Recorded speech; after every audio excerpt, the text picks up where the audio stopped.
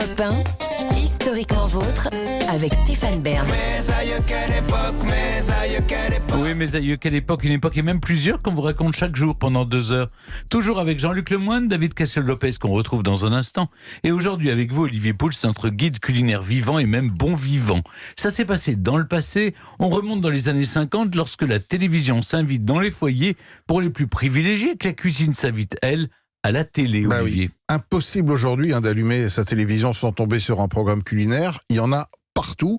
La relation entre la petite lucarne et la cuisine avait pourtant, vous allez le voir, assez mal démarré. C'était il y a 70 ans. Alors si la première émission de télévision tout court a été diffusée en France en 1935, il faut attendre 1953 pour voir naître un programme dédié à la cuisine. Et alors ce programme s'appelle Les recettes de Monsieur X. Et le Monsieur X en question, c'est pas un chef, c'est un acteur, il s'appelle Georges Hadet. Alors il porte un tablier blanc sous un costume noir strict et présente à 19h30, une heure de grande écoute, et à l'époque déjà, une recette très simple, dans un décor tristounet qui pourrait être sa cuisine. L'image est statique et le ton est, comment dire, écoutez. Aujourd'hui, je vais faire un plat très simple, des œufs à la tripe. Mais il y a différentes façons de faire ce plat. Je vais vous donner la mienne. Tout d'abord, pourquoi œufs à la tripe? Parce que tripe, qui désigne en général les intestins des animaux, vient d'un mot saxon, un vieux mot saxon, et qui veut dire lanière. Et voilà pourquoi on découpe les œufs en lanières, c'est-à-dire en fines rondelles, ainsi que les oignons. J'adore ce ton. C'est incroyable. Mais est-ce que c'est un succès à l'époque? Eh ben, pas du tout. Alors il faut dire que le bonhomme manque un peu de charisme et aussi de crédibilité sans doute. La direction de la RTF, à l'époque la radio-télévision française, reçoit des dizaines de lettres de téléspectateurs qui se plaignent du manque d'intérêt du programme et l'émission s'arrête 1 an après. Mais elle est remplacée immédiatement par un programme qui est lui baptisé Art et magie de la cuisine. Là on rentre dans le sérieux les amis.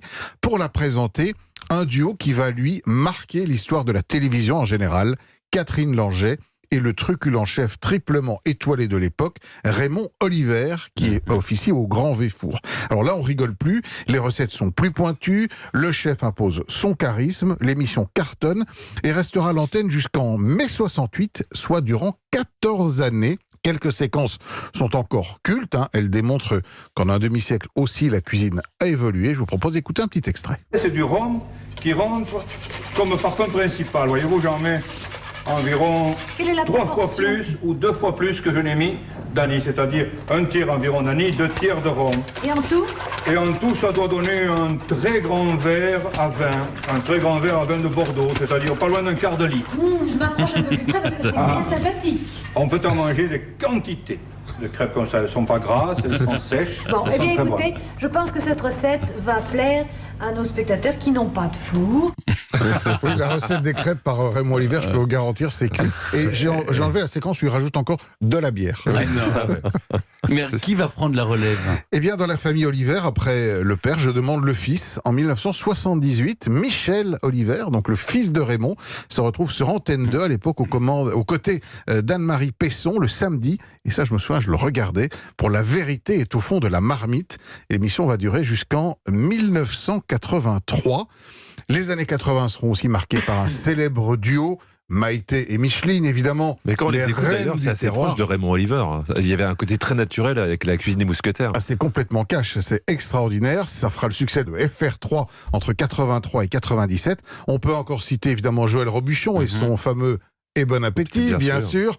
Et puis viendront dans les années 2000 la télé-réalité, Top Chef, Master Chef, Cauchemar en cuisine, et aussi les petits plats en équilibre sur TF1 avec l'ami Laurent Mariotte, qu'on salue, qui livre ses recettes quotidiennes, lui, depuis 2008.